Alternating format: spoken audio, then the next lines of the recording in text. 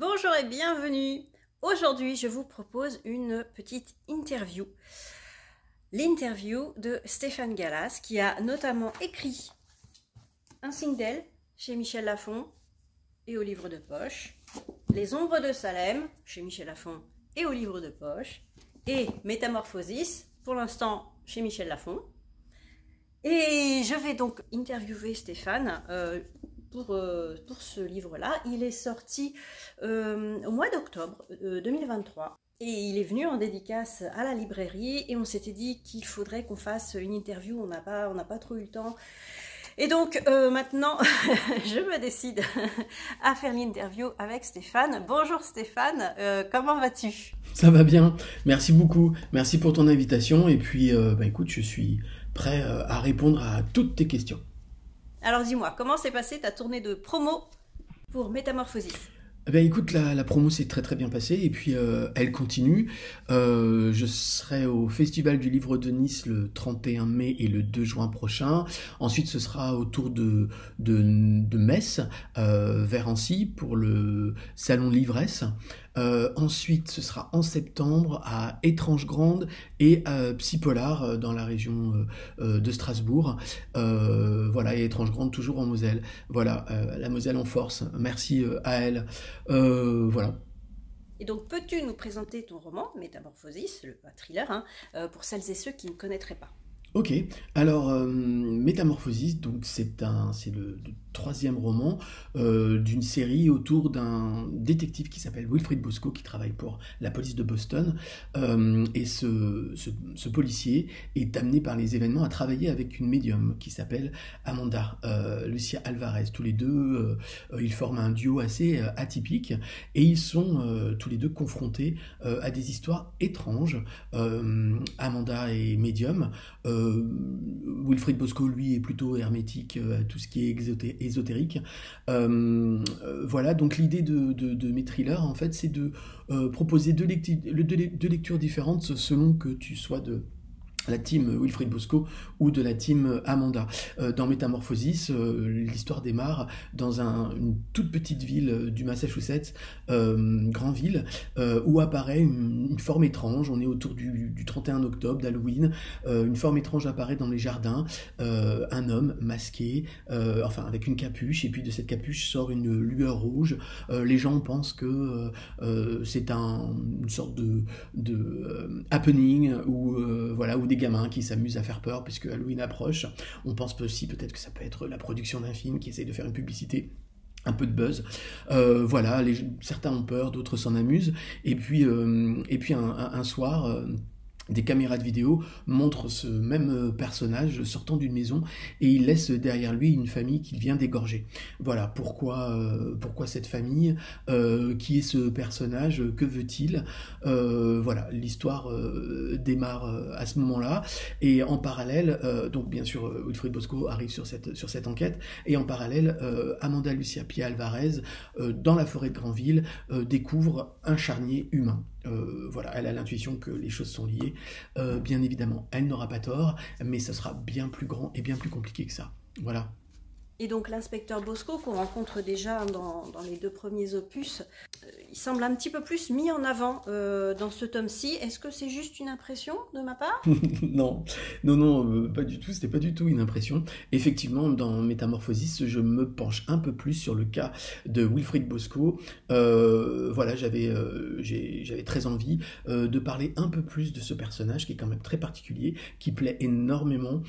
J'ai beaucoup de retours sur Amanda. Voilà, Amanda, les gens l'adorent. Et Wilfried Bosco, voilà la façon dont je l'ai dessiné et par rapport à la problématique qu'il pose, à savoir est-ce qu'un homme hétérosexuel et flic qui travaille dans un milieu extrêmement masculin, entre guillemets, viril, entre guillemets, Est-ce que cet homme-là a le droit d'être efféminé, a le droit de se comporter comme il le veut et comme il l'est naturellement. Voilà, ça a été un combat pendant très très longtemps dans sa vie d'adolescent, de jeune adulte, d'adulte, de jeune flic, de capitaine détective. Voilà, il a décidé d'être ce qu'il était et de ne plus masquer sa féminité.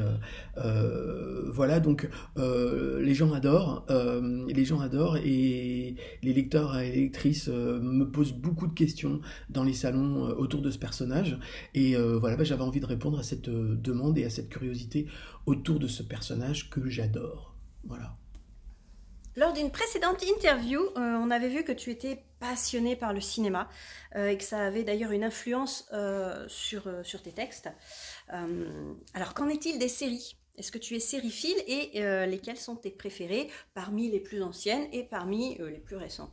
Oui, oui, je regarde énormément de séries, beaucoup de true crime, des documentaires autour d'affaires criminelles. Voilà, ça j'en dévore énormément. Alors, les séries qui me viennent comme ça, dans les plus anciennes, il y aurait Dexter, qui m'a vraiment énormément marqué. J'ai adoré ce personnage, qui me posait vraiment beaucoup de problèmes, des problèmes éthiques au départ de la série et même à la fin de la série, hein. Je trouve qu'on est vraiment dans une vision américaine de la société où la mort est une justice, où la mise à mort est une justice. Bon, ok. Voilà, mais en tout cas, j'ai beaucoup aimé le personnage et puis son secret et voilà, il y avait vraiment quelque chose qui fonctionnait énormément. Voilà, me vient aussi Game of Thrones, qui est pour moi la meilleure série de tous les temps. Voilà, c'est quand même la seule série où j'ai pleuré 2 fois. Voilà, mais vraiment à chaudes larmes, parce qu'un personnage disparaissait et que je ne voulais absolument pas qu'il disparaisse. Voilà, j'ai vraiment été happé par cette série, pas du tout par la saison 1. Je me suis un peu forcé à la regarder. J'ai attaqué la saison 2 en me disant, bon, ok, un Dynasty ou un Dallas...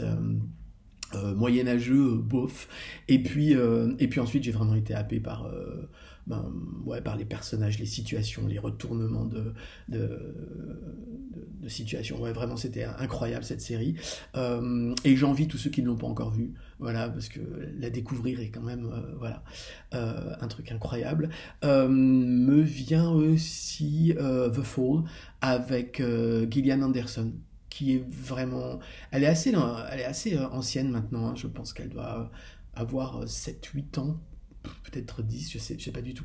The Fall, incroyable. Incroyable. Et alors ce personnage de détective campé par Gillian Anderson, qui est à la recherche d'un serial killer, mais qui elle-même est assez trouble. Voilà, enfin... Regardez cette série, elle est incroyable. Sinon, True Detective aussi. Alors, pas encore vu la dernière saison, mais je suis sûr que ça va être incroyable avec Jodie Foster. Voilà. D'ailleurs, j'adorerais la rencontrer si quelqu'un a des connexions. Voilà, c'est vraiment quelqu'un que je rêve de rencontrer. Et parfois, il me vient l'incroyable, le fantasme absolu qu'elle lise un de mes livres et qu'elle se dise ouais, je pourrais le faire. Voilà, surtout qu'elle est France-États-Unis, ça pourrait vraiment bien fonctionner. Donc voilà, voilà pour les séries, hein, mais je pourrais en citer plein d'autres, hein. Vraiment, j'adore ça, quoi. Maintenant, on va parler des couvertures. Tes couvertures sont vraiment très belles. Est-ce que tu participes au choix de celles-ci? Bah ouais, merci beaucoup, merci beaucoup. C'est vrai qu'elles sont très jolies. Alors en fait, c'est uniquement lié au talent de l'équipe de graphistes de chez Michel Lafon. Ça fonctionne généralement de cette façon. On me demande si j'ai une petite idée d'un visuel qui pourrait servir de couverture. Je peux envoyer des images de référence, je peux envoyer une description, je peux demander à avoir tel, par exemple pour Métamorphosis. Voilà, je voulais vraiment que cette figure très emblématique comme une signature comme ça, très emblématique de l'histoire apparaisse sur la couverture. Voilà, les graphistes ont répondu à ma demande et d'une façon magistrale. Voilà, j'aime vraiment beaucoup cette couverture. Pour les ombres de Salem, c'est une proposition totalement issue de l'imagination des graphistes.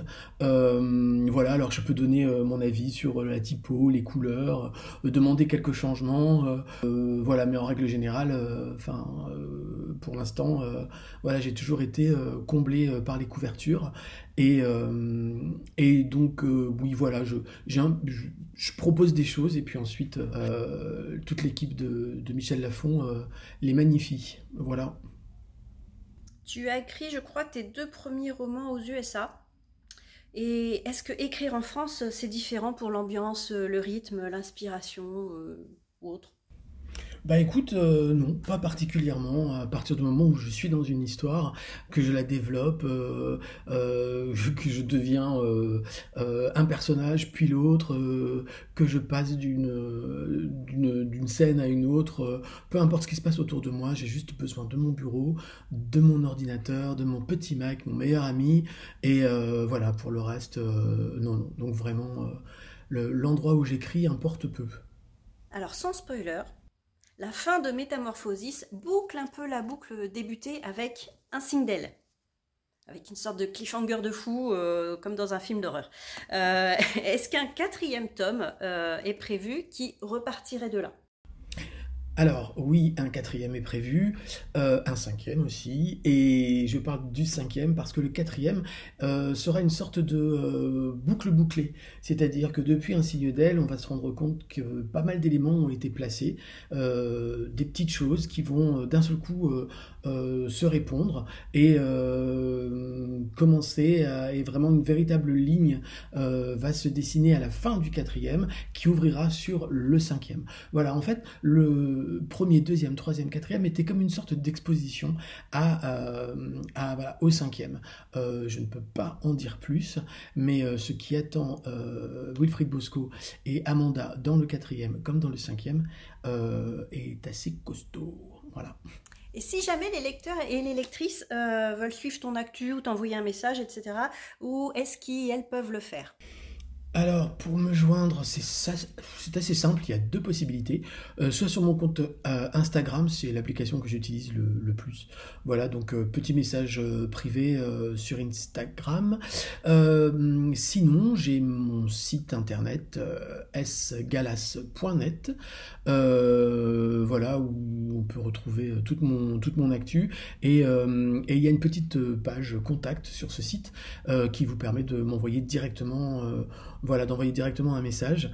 Voilà, et sur ce site internet, il y a tout ce qui est littérature, roman, mais aussi musique, etc. Enfin, tout ce que je fais, tout ce que j'ai fait et tout ce que je suis en train de faire, voilà, est vraiment concentré sur ce site. Alors maintenant, je te laisse la parole pour le mot de la fin, par exemple, si tu as quelque chose à nous annoncer, ou voilà, je te laisse le mot de la fin. Déjà, eh bien, écoute, le mot de la fin. Alors déjà, ce mot fin, je ne l'aime pas particulièrement, mais je dirais merci. Merci à toi, Caroline. Merci beaucoup pour tout ce que tu as fait depuis le début de cette aventure, depuis le premier roman, Un signe d'aile. Voilà, tu es là et puis tu aides beaucoup à faire connaître mon univers. J'en profite d'ailleurs pour remercier tous les Instagrammeurs, Instagrammeuses, Bookstagrammeuses qui ont permis de faire connaître mes romans. Voilà, sans eux, l'histoire n'aurait certainement pas été la même. Et voilà, ça a été une aide précieuse. Donc voilà, merci à toutes et à tous. Et puis des annonces. Là, le 4e est terminé. Voilà, je pense déjà au 5e, mais entre-temps, il y aura certainement un petit roman en littérature blanche. Voilà. Et puis, très certainement et même sûrement, un petit EP, voilà, 5 titres que j'ai composé avec Alteran, mon ami de toujours, et qui m'avait aidé à composer la bande originale de Métamorphosis. Pour ceux qui l'ont lu, vous savez qu'il existe une bande originale qu'il est possible d'écouter en même temps qu'on lit le roman. Voilà, donc de la musique, encore de l'écriture, voilà, pas mal de choses à venir. Voilà, donc merci pour tout ça. Eh bien, merci beaucoup Stéphane, et puis à bientôt, et vivement le prochain ouvrage. Merci beaucoup Caroline, je t'embrasse et à bientôt et au revoir à tout le monde. Au revoir.